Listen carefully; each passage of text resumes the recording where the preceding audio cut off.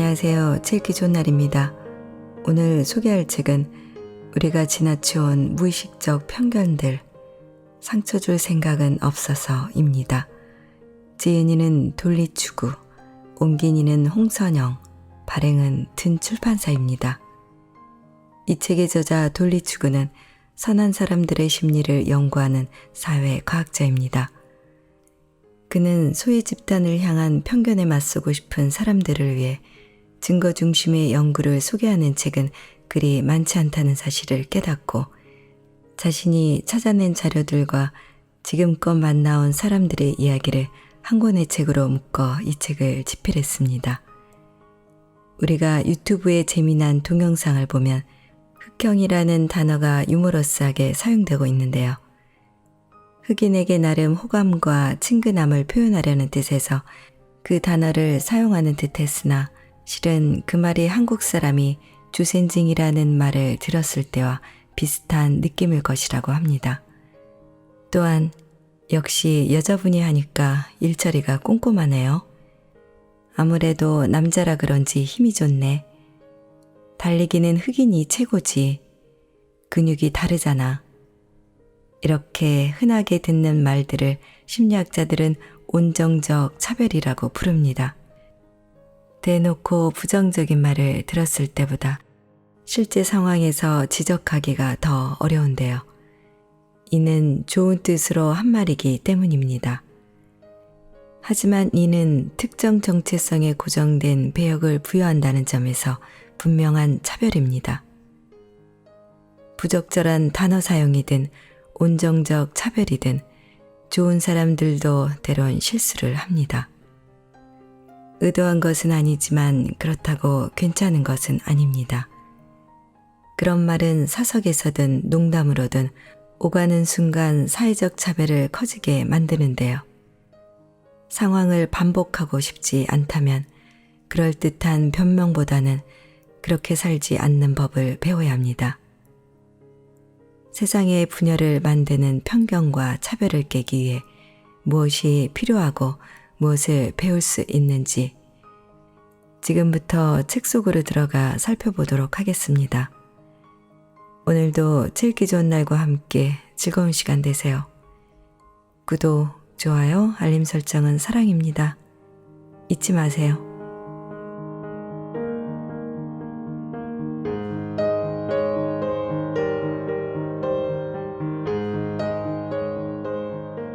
선한 사람들의 심리.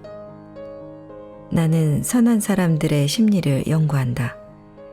나 역시 스스로 선한 사람이라 생각하지만 그간의 행동을 돌이켜보면 선하다고 할 수 없는 증거들을 수두룩하게 찾을 수 있다. 나는 고루한 성고정 관념을 고수한다. 우리처럼 집안이 좋고 부유한 가정에 더 유리하게 적용되는 시스템을 옹호한다. 나와 같은 인종을 오인하기도 하고 동성애를 혐오하는 농담을 가볍게 넘기기도 한다. 성정체성이 혼란스러운 사람을 멋대로 평가한다. 모두 결코 자랑스럽지 않은 행동들이다. 한편으로 나는 평등을 위해 싸우고 사회정의를 실천하는 곳에 돈을 기부하며 시간을 들여 소외된 개인들을 지원하고 현재 상황에 이의를 제기한다. 내 자신이 이보다 더 선할 수 없다는 믿음과 선한 구석이 전혀 없다는 믿음 사이에서 갈팡질팡한다. 그렇지만 결국 늘 그렇듯 내가 선한 사람이라는 믿음이 승리한다. 나만 그런 것이 아니다. 사람들은 대부분 도덕적 정체성을 갖고 있다. 도덕적 정체성이란 심리학자 카라키노와 아메리커스 리드가 고안한 것으로 자신이 정말 선한 사람인지 판단하는 것이 아니라 자신이 선한 사람임을 스스로 신경 쓰는지 판단하는 척도다. 연구 결과에서도 드러났듯이 우리는 스스로 선한 사람이라고 느끼고 싶어 한다. 선한 사람이라는 정체성을 주장하면서 이를 인정받고자 한다. 많은 이들에게 도덕적 정체성이 꽤 핵심적인 역할을 한다고 하지만 그렇다고 도덕과 부도덕을 가르는 기준이 어떤 합의에 이른 것은 아니다. 도덕적 정체성은 특정 정치 성향이나 특정 세대, 특정 젠더나 특정 신념 체계에 따라 달라지는 것이 아니다. 도덕과 부도덕을 판단하는 기준이 서로 달라도 도덕성이 부족하다는 비난에는 누구든 발끈할 수 있다. 많은 이들의 눈에 부도덕하다고 비춰지는 범죄나 괴롭힘에 가담한 사람도 자기 자신이 도덕적이라고 생각할 수 있다. 얼마 전 워싱턴 포스트에 과거 백인 국수주의자였던 데릭 블랙에 대한 심층 취재 기사가 실렸는데 여기서도 KKK 단원이라고 해서 모두 자신이 인종차별주의자라 생각하지는 않는다는 사실이 드러났다. 누구든 한결같이 선할 수는 없고 우리 중 몇몇은 선하지 않을 때가 더 많지만 그럼에도 우리는 여전히 스스로를 선한 사람이라 생각한다. 어떻게 이런 관점을 유지할 수 있을까? 우리는 자기 행동의 중심에 윤리적 기준과 도덕적 가치가 있다고 잘못 가정한다. 사실 마음은 그렇게 움직이지 않는다. 행동의 중심에 있는 것은 다름 아닌 정체성이다. 자신이 선한 사람이라고 생각하고 싶으면 실제로 선한 사람이 되거나 아니면 스스로 선한 사람이라고 굳게 믿으면 된다. 선하지 않은 행동을 해도 선한 사람이라는 정체성을 반사적으로 주장하는 것이다. 이때 정체성에 어긋나는 증거는 자기 위협으로 받아들여진다.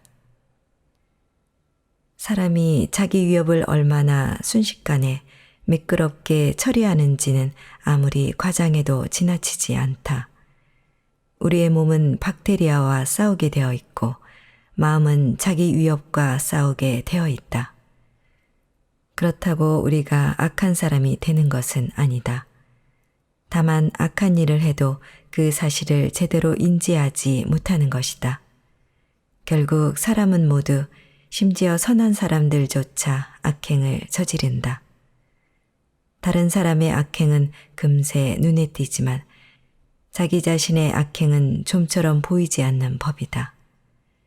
이렇게 우리는 자신이 완벽히 윤리적이고 편견이 없는 사람이라는 환상에 사로잡히며 완벽히 선한 사람도 있을 수 있다는 착각에 빠진다. 이런 환상은 문제가 있다. 결과적으로 선한 사람들은 제한된 윤리성을 드러낸다. 제한된 윤리성은 맥스 베이저먼 하버드 경영대학원 교수와 마자린 바나지 하버드 대학 심리학과 교수와 내가 함께 고안한 것으로 선한 듯한 사람들의 심리를 일컫는 말이다. 선한 듯한 사람은 누구나 그렇듯 때로는 선하고 때로는 악하며 때로는 고의적이고 때로는 고의적이지 않다. 제한된 윤리성은 자신이 선한 사람인지 아닌지, 인종차별주의자인지 아닌지, 비윤리적인 사람인지 아닌지 판단하는 방법에 이의를 제기한다. 이 같은 이분법적 생각은 유혹적이지만 오해의 소지가 있고 과학적으로도 정확하지 못하다. 우리가 이런 잘못된 생각에 빠질 필요는 없다. 메리콘과 나는 제한된 윤리성의 개념을 확장하고 선한 듯한 사람의 심리를 고려하여 윤리적 학습이라는 개념을 고안했다. 더불어 자신이 언제나 선한 사람이라는 환상에 빠져 있는 이들과 달리 실제로 더 나은 사람이 되기 위해 노력하는 선한 사람에 대해 다시 정의 내렸다. 선한 사람들의 심리를 파악하면서 앞서 네이처에게 인정받고자 한 사람들의 욕구도 설명할 수 있다. 누구나 자신이 선한 사람이라는 정체성에 상당히 신경을 쓴다. 자신의 정체성이 선함, 악함으로 간단히 나뉜다고 잘못 생각한 나머지 선한 사람으로서의 정체성을 네이처에게 인정받으려 하는 것이다. 특히 자기 위협에 처한 상황에서는 자기 확인을 더 간절히 바란다. 이것은 다분히 인간적인 모습이지만 우리가 지지를 보내고자 하는 사람들에게는 상당한 부담이 될 수도 있다. 이런 심리를 떨쳐낼 수 있는 방법이 있다. 바로 살펴보자. 상처 줄 생각은 없었어요. 정말 당황스러웠어요. 작가 사라 윅스가 말했다. 사라는 지타라는 학생의 성 바라다라잔을 어떻게 불러야 할지 몰랐다. 사라는 컬럼비아 대학 교육대학원 강사였고 지타는 경력 있는 교육자로 초등학생들의 작문에 도움을 주기 위해 도케미 작문 프로그램을 수강하고 있었다. 사라는 자신의 수업을 듣는 학생 중에 백인 미국인이 아닌 지타 같은 사람이 있다는 사실만으로도 기뻤다. 자칭 중서부 출신 백인 여성인 사라는 지타의 성을 엉망으로 발음해서 인도를 떠나온 지타에게 상처를 주고 싶지 않았다. 사라는 누군가의 이름을 알고 부르는 것이 의미 있는 관계를 구축하는 데 중요하다는 사실을 알고 있었다. 인간관계론의 저자 데일 카네기는 이렇게 말했다. 한 사람의 이름은 그 사람에게 어떤 언어보다 달콤하고 중요한 소리다. 구글에서 사람의 이름을 기억하는 법을 검색하면 300만 건이나 넘는 결과가 나온다. 하지만 사라가 고민하는 것은 기억이 아닌 발음의 문제였다. 결국 사라는 지타의 성을 부르지 않는 방법으로 간편하게 문제를 회피했다. 강의가 모두 끝난 뒤에 사라가 지타에게 그동안 쓴 글을 책으로 펴낼 것을 권하면서 둘은 함께 작업을 하게 되었다. 사라는 300만 권이 넘게 팔린 파이스파이와 수프 엄마의 이름 등 55권의 동화책을 쓴 작가였고 지타는 연륜 있는 교사이자 새로운 목소리를 전하는 새내기 작가였다. 공동저자로서 사라가 지타를 출판계 사람들에게 소개할 일도 덜어 있었다. 그런 때에도 사라는 여전히 지타의 성을 말하지 않았다. 함께 작업하면서 이들은 지타가 어쩌다가 12살짜리에 대해 쓰게 되었는지에 집중했다. 라비는 가족과 함께 인도 방갈로르에서 뉴저지로 이민 온 중학생 남자아이였다. 라비는 새로운 학교에서 만난 선생님과 학생들 중 그 누구도 자신의 이름을 부르려 하지 않는다는 사실에 당황했다. 이런 내용을 담은 지타의 초고를 읽고 사라는 움찔했다. 이야기 속 선생님에서 자신의 모습을 본 것이다. 사라는 지타에게 인물을 설정한 계기가 무엇인지, 왜 아무도 라비의 이름을 발음하는 법에 대해 알려고 하지 않는지 물었다. 지타는 그 즉시 망설임 없이 분석했다. 거만해서요. 다들 신경 쓰지 않는 거예요. 사라는 깜짝 놀랐다. 거만하다고. 이야기 속 인물에 대해 논의하는 동안 사라에게 닥친 자기 위협은 위험 수준에 이르렀다. 사라가 주장하려 한 자신의 정체성은 혹은 지타가 인정해줬으리라 짐작한 자신의 정체성은 이런 모습이 아니었다. 사라는 사실대로 털어놓았다. 신경을 안 써서 그런 것이 아니라 혹시나 난처해하지는 않을까, 상처를 주진 않을까 지나치게 신경을 써서 그런 것이라고 말했다. 불편한 상황에 처하면 누구나 그러듯 사라는 선의만 있었을 뿐 아무 행동도 하지 않았다. 그 결과는 뚜렷이 드러났다. 지타에게 자신이 바라는 정체성을 인정받지도 못하고 자기 확인을 받지도 못한 것이다.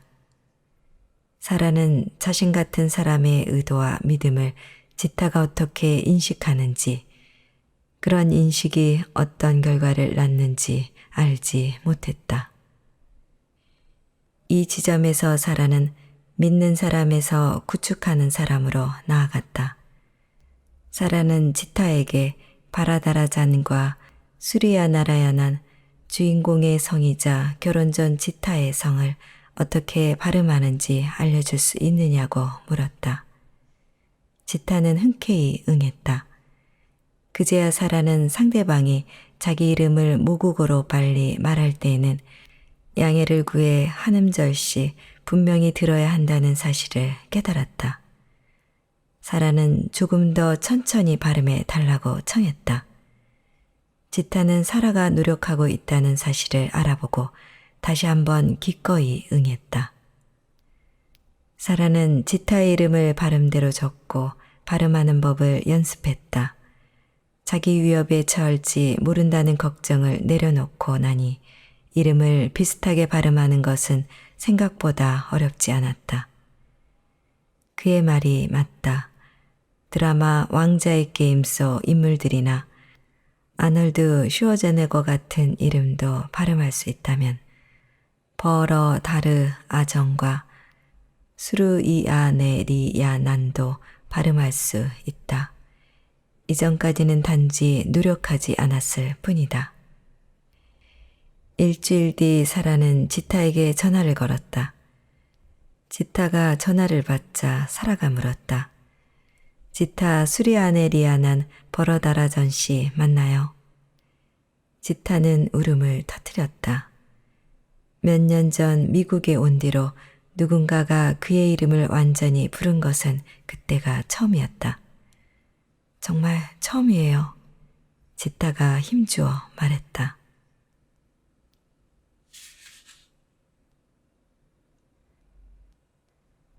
나는 그런 백인이 아닙니다. 로리 퍼킨스는 주변 사람의 승진을 자기 일처럼 기뻐하며 축하해주는 다정한 사람이다. 친구의 강아지가 죽으면 같이 울고 대망의 데이트가 어땠는지 어서 듣고 싶어 안달한다. 로리는 배경을 가리지 않고 거의 모든 사람들과 관계를 맺는 사람이다. 내가 그와 친분을 이어온 20년 동안 변함없이 그랬다. 퍼실리데이터이자 컨설턴트인 로리는 한 고객 기업에서 목표 설정이나 문제 해결, 의사소통 등을 주제로 워크숍을 진행해왔다. 그 고객은 얼마 전 다양한 컨설턴트를 고용한 뒤 로리에게 그간 진행한 작업과 연계하여 새로운 컨설턴트와 함께 새로운 워크숍을 준비할 것을 요청했다.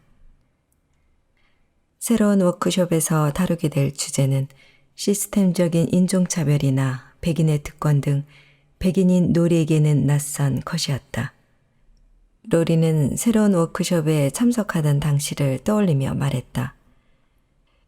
저는 다른 백인 친구들이 좀처럼 참여하지 않던 대화에 참여하게 되었어요. 불편했죠. 끝없이 자기 반성을 하게 되더군요. 나는 당신이 말하는 그런 백인이 아니라고 해명하고 싶었어요. 로리 입장에서는 다양한 컨설턴트와 함께 일하는 것이 오히려 분열을 초래하고 역효과만 일으키는 것 같았다. 내가 어떻게 자랐는지 설명하고 싶었어요. 우리 부모님은 대학을 나오지 않으셨다고, 나는 사람들이 정의하는 특권을 누리지 않았다고 말하고 싶었어요. 이렇게 자기 위협을 맞닥뜨리게 되자 로리는 모두 중단하고 귀를 막은 채 자신은 선한 사람이라고 옹호하고 싶은 마음만 가득했다. 로리는 교회에서 만난 믿을 만한 흑인 친구에게 속마음을 털어놓기로 했다. 그 친구와는 이런 얘기를 해본 적이 없었다. 얘기를 나누다가 새롭게 알게 된 사실에 로리는 깜짝 놀랐다. 목가적인 풍경이 멋져서 그가 예전부터 좋아하던 길이 있었는데 친구네 가족은 어두워지면 경찰을 만날지 모른다는 두려움 때문에 이 길을 피해 다녔다는 것이다. 로리는 이런 일은 뉴스에서나 들어봤지 자신이 사는 동네에서 실제로 벌어지리라고는 생각해 본 적이 없었다. 로리는 친구의 경험이나 관점에 대해 자신이 모르는 것이 또 뭐가 있는지 궁금했다. 내가 백인이라는 사실은 생각조차 하지 않고 살았어요. 많은 백인들이 이런 감정을 토로한다. 이제 로리는 흑인이 어떤 인종으로 규정된다면 백인도 또 다른 인종에 속하는 것임을 알게 되었다. 더불어 시스템적 편견에 관한 대화에 더욱 귀를 기울이면서 정확한 의미를 이해하기 위해 노력하기 시작했다. 그러다 보니 궁금한 점은 계속 쌓였고 이런 문제를 누구와 의논해야 할지 몰라 고민한 끝에 나에게 연락해 왔다. 로리와 나는 올해 안사이인데도 인종이나 젠더, 그 밖에 내가 지필하고 있는 여러 사회 문제에 대해 얘기해 본 적은 한 번도 없었다. 처음에 나는 거절했다.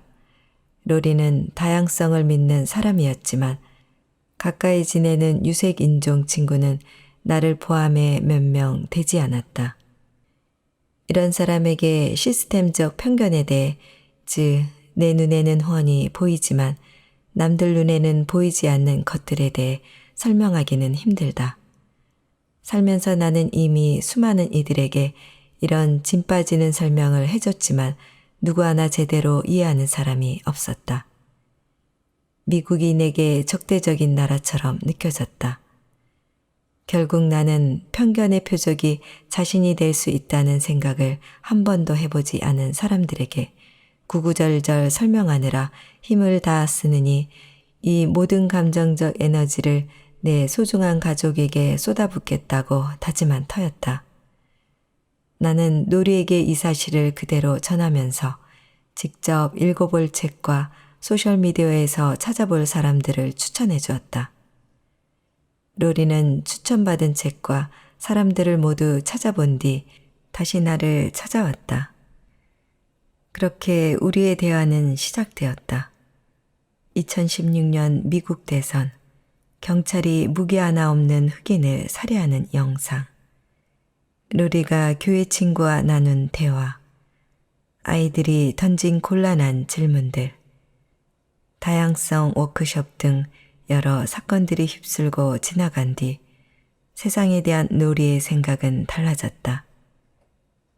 교회에서, 직장에서, 아이 학교에서 내 옆자리에 앉았던 사람들이 내가 생각해보지도 못한 문제에 시달리고 있다는 사실을 그제야 알게 되었어요. 로리가 말했다. 저는 특권이라는 단어를 이해하고 비켜가기 위해 부단히 애써야 했던 사람들 중 하나예요. 먼저 특권의 의미부터 다시 생각해야 했어요. 제 앞에 레드카펫이 깔려있는 것은 아니지만 똑같이 특권을 누리지 못하는 길을 가더라도 흑인이 백인보다 기회가 적고 일이 뜻대로 되는 경우도 많지 않으며 순풍도 자주 불지 않는다는 사실을 알았어요. 로리는 계속해서 관련 서적을 읽고 귀 기울여 들었다. 저는 운동가가 아니에요. 하지만 미묘하면서도 지속적으로 실천할 수 있는 일이 무엇일까 등 돌리지 않기 위해 할 수 있는 일이 무엇일까 늘 생각해요. 힘에 부칠 수도 있죠. 나태해질 때도 있어요. 그래도 뭔가 제가 할 수 있는 일이 있겠죠. 이는 스스로 사회정의나 사회운동에는 가담하지 않는다고 밝히는 사람들이 자주 하는 질문이다. 연구 결과를 보면 이런 사람들의 작은 실천이 장기적으로 더 큰 발전을 이루는데 중요한 역할을 한다. 사회 변화를 이끈 거창하고 대담한 행동에 관한 이야기는 대체로 신화 속에 존재한다. 진시오 해리스가 로자 파커스 전기, 로자 파커스 저항적 삶에서 상세하게 설명했듯이 신화적 인물로 비춰지는 로자 파커스도 사실 버스에서의 유명한 사건이 벌어지기 전까지 사소한 저항을 무수히 실천해왔다. 나는 노리에게 되물었다. 어떻게 참여하면 좋을까요? 로리는 잠시 생각했다. 이런 문제에 대해 열린 마음으로 기꺼이 대화할 준비가 된 사람들과 가능한 한 많은 대화를 이끌어 나가는 것이 제 몫인 것 같아요. 그렇게 침묵을 깰 수 있겠죠. 거품을 조금은 터뜨릴 수 있을 거예요. 컨설턴트로서, 부모로서, 교회의 신도로서, 한 가족의 구성원으로서, 이웃으로서 그가 대화를 나누고 빛을 밝힐 기회는 무궁무진하다. 자신과 배경이 다른 사람들이 어떤 현실을 경험하는지 알아보고 이에 대해 배경이 같은 사람들과 함께 생각해 볼 수도 있다. 배경이 서로 다른 이들이 모두 속한 시스템을 들여다볼 수도 있겠다. 앞으로 살펴보겠지만 로리가 누리는 일상적 특권이 그에 어울리는 자연스러운 역할을 부여할 것이다. 무엇을 기대할 것인가? 이 책은 인종과 민족, 젠더와 종교, 신체적 정신적 능력과 성적 지향을 막론하고 더 나은 직장과 세계를 구축할 수 있다고 믿는 모든 선한 사람들에 대한 이야기다. 선한 사람이 되어야겠다 해서 더 나아지려고 노력하는 선한 듯한 사람이 되어야겠다로 생각을 전환하면 기대하는 감정의 반응도 달라진다. 선한 사람은 수치심을 잘 느낀다. 수치심은 교묘한 감정이다. 이 책을 읽는 동안 수치심을 느끼게 된다면 부끄러워하지 않길 바란다. 대신 수치심과 죄책감의 차이를 잘 헤아려 보기를 권한다. 수치심을 느낄 때 우리는 흔히 내가 틀렸다고 생각한다. 이런 강력한 자기 위협을 맞닥뜨리면 누구나 다른 사람을 비난하거나 마음을 닫은 채 회피하고 싶어진다. 반면 죄책감을 느낄 때 우리는 흔히 내가 잘못했다고 생각한다. 자기 자신보다는 자신의 행동에 초점을 맞추는 것이다. 수치심은 사람을 마비시킨다. 수치심을 느낄 때 하게 되는 행동은 그것이 무엇이 됐든 상황을 개선하기보다는 악화시키는 경우가 많다. 반대로 죄책감은 동기를 부여한다. 죄책감을 느끼면 우리는 행동을 긍정적으로 바꾸고 대인관계에서 문제를 해결하고자 노력한다. 수치심을 연구한 저자이자 테드의 유명한 강연자인 브레네 브라운은 이렇게 말했다. 저는 죄책감을 적극 권해요. 좋은 것이니까요. 죄책감은 자신의 행동에 초점을 맞추기 때문에 가던 길을 계속 갈 수 있도록 돕습니다. 믿는 사람에서 구축하는 사람으로 거듭나고자 하는 이들에게 수치심은 방해만 될 뿐이다. 수치심만 느끼고 있기엔 각고의 노력을 들여야 할 일이 너무 많다. 그런 노력을 들여야 할 때 이 책에서 접한 방법을 활용해 보기 바란다. 이 책을 통해 영감도 얻고 불안도 느껴보기를 바란다. 오해를 받고 있다는 느낌도 느껴보고 반대로 상대를 이해하려는 노력도 해보라.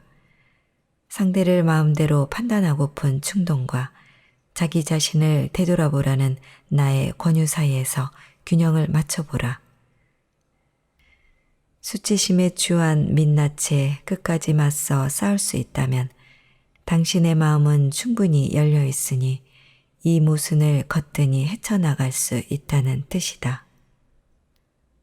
무엇보다 이 책을 읽으면서 떠오르는 여러 생각과 감정이 현실에서 이와 같은 문제를 마주할 때 떠오르는 생각과 감정일 수 있다는 사실을 명심하기 바란다. 읽으면서 자신이 어떤 반응을 보이는지 유심히 살펴보라. 기록을 해두는 것도 좋겠다. 이런 반응이 삶에서 마주할 다양성 및 포용 문제에 대해 당신이 보일 반응과 같을 수도 있다는 사실을 염두에 두기 바란다. 책에서 당신이 속한 집단을 언급한 부분을 읽고 오해를 받는 것 같아 불쾌한가? 다른 집단의 사람들은 자신이 언급될 때 어떤 느낌이 들지 생각해보라. 선한 사람들의 편견에 대한 이야기가 나오면 책을 덮어버리고 싶은가? 아무리 불편해도 이 문제를 끝까지 놓치지 마라. 스스로 배우기보다는 남에게 가르침 받기를 원하는가? 여기서 접한 익숙하지 않은 문제나 단어는 책임지고 스스로 찾아보기 바란다. 이 책에서 소개한 현실 속 사례가 과연 사실인지 의심이 가는가? 현재의 상황도 계속 의심받고 있다는 사실을 기억하라. 이 책을 직접 읽기보다는 다른 지인에게 권하고 싶은가? 이 책이 자신보다 남에게 더 필요하다고 생각하는가? 그럼 당신이 되고자 하는 자기 자신에 더 가까워질 기회를 놓칠 수 있다는 사실을 기억하라. 누구나 이와 같은 반응을 보일 수 있다. 이 책을 쓴 나 역시 그랬다. 당신은 어떤 반응을 보이는지 살펴보라. 위에 언급한 반응을 보였다면 이 책에서 제시하는 여러 방법을 실천할 준비가 됐다는 뜻이다. 이 방법을 실천하기 위해 책을 다 읽을 때까지 기다릴 필요도 없고 그래서도 안 된다. 책을 읽는 동안 익히게 된 여러 방법들을 마음속으로 부단히 연습해 실제 생활에서 더 잘 활용할 수 있기를 바란다. 여기서 제시한 방법들은 실생활의 구석구석에서 활용할 수 있을 것이다. 이 책을 읽고 휴일 가족 모임에서 LGBTQ의 인권에 대해 말할 수 있게 되기를, 직장에서 인종차별적인 농담에 이의를 제기할 수 있게 되기를 바란다. 당신을 성차별주의자라 부르는 직장 동료에게 적절히 응대할 수 있기를, 중호 범죄 사건에 대해 이민자 이웃에게 적절한 말을 건넬 수 있기를 바란다. 다음 미팅에서 다양한 배경의 사람들이 어떻게 하면 더 잘 어울릴 수 있을지 고민하는데 이 책이 도움이 되기를, 시위와 시위자에 대한 생각을 결정짓는데 이 책이 도움이 되기를 바란다. 도움이 필요한 사람을 구해주고 싶다는 충동이 얼마나 이기적인지, 연민과 백인의 눈물이 얼마나 무용한 것인지, 자신은 피부색을 보지 않는다는 말에 사람들은 어떤 생각을 하는지에 대한 연구를 보고 깜짝 놀라길 바란다. 마음속에 품은 의도와 겉으로 드러나는 영향력이 언제나 같을 순 없다. 여기서 소개하는 연구를 바탕으로 우리 자신과 타인에 대한 생각을 세심하게 조정할 수 있기를 바란다. 이 책에서는 과학이 우리가 나아갈 길을 안내하고 이야기가 그 과학을 일상으로 끌어올 것이다. 이제 믿는 사람이 구축하는 사람으로 거듭나기 위해 필요한 것을 4가지로 줄여서 알아볼 것이다. 1. 이미 만들어진 선한 사람이 아니라 계속 발전하는 선한 듯한 사람으로서 성장형 사고방식을 가동한다. 2. 자신이 누리는 일상적 특권을 바로 보고 다른 사람들을 대신해 이 특권을 잘 활용한다. 3. 마음이 삶이 의도적 무지를 고수하려 해도 의도적 인식을 추구한다. 4. 주변 사람들과 시스템을 끌어들인다. 먼저 어떤 사고방식을 살펴볼 때 사라와 지티는 이 사고방식을 통해 더 깊은 소통과 협력을 이루었고, 로리는 이를 통해 자신의 삶을 둘러싼 사람들과 시스템을 더 뚜렷이 볼 수 있게 되었다. 이 사고방식을 추구하면 선한 사람이 되어야 한다는 강박은 줄고 우리는 더 나은 사람으로 거듭날 것이다.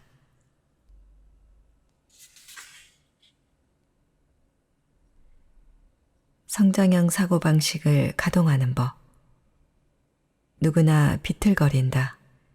당신이 인종이나 성, 동성애를 차별하는 말 또는 행동을 했다는 지적을 받았다고 해보자. 혹은 당신이 했을지도 모르는 말이나 행동을 마음속으로 해결하려고 홀로 애쓰고 있다고 해보자. 이럴 때 경계해야 할 것은 나는 인종차별주의자가 아니야 라고 외치는 고정형 사고방식의 목소리다. 이런 상황에서는 흔히 이분법적 사고방식에 빠진다. 어느 순간 자신이 소수 집단을 굉장히 지지하는 사람이라고 말하게 되었다면 이 역시 고정형 사고방식이 드러나려는 또 다른 신호일 수 있다. 특히 상대가 소수 집단에 속한 사람이라면 더 그렇다. 내 진심이 뭔지 계속 얘기하려 하는 것 역시 고정형 사고방식이 드러나려는 또 다른 신호다. 반대로 성장형 사고방식을 가동하면 이런 말을 하게 될 것이다. 제가 뭘 잘못했는지 정말 모르겠습니다. 알려주세요. 아니면 자신이 무엇을 잘못했는지 시간을 두고 스스로 헤아리려 할 것이다. 기분 나빴다면 죄송합니다. 가 아니라 죄송합니다. 제가 틀렸습니다. 라고 사과하게 될 것이다. 자신의 말이나 행동을 기분 나쁘게 받아들인 상대를 비난하려는 것이 아니라 상대를 기분 나쁘게 한 자신을 먼저 탓하는 것이다. 성장형 사고방식을 가진 사람은 어떤 사과로도 상대방의 상처를 지우지 못하리라는 사실을 받아들이고 상대에게 자기 마음이라도 편하게 해달라거나 화를 가라앉히라고 요구하여 또 다른 짐을 지우려고 하지 않을 것이다. 이런 응대 방법이 낯설다면 마음이 편치는 않을 것이다. 그래도 계속 노력하라. 모든 습관이 그렇듯 이런 행동도 거듭 연습하면 수월해진다. 구축하는 사람은 자신에게 무의식적 편견이 있다는 사실을 인식하며 자신이 문화적, 법적, 구조적으로 편견이 내재한 시스템의 일부임을 자각한다. 이렇게 시스템에 내재한 무의식적 편견에 맞서려면 성장형 사고방식을 쉼없이 가동해야 한다.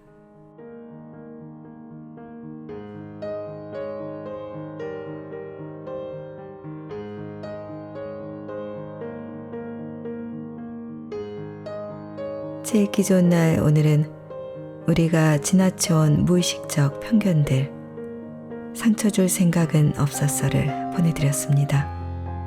감사합니다.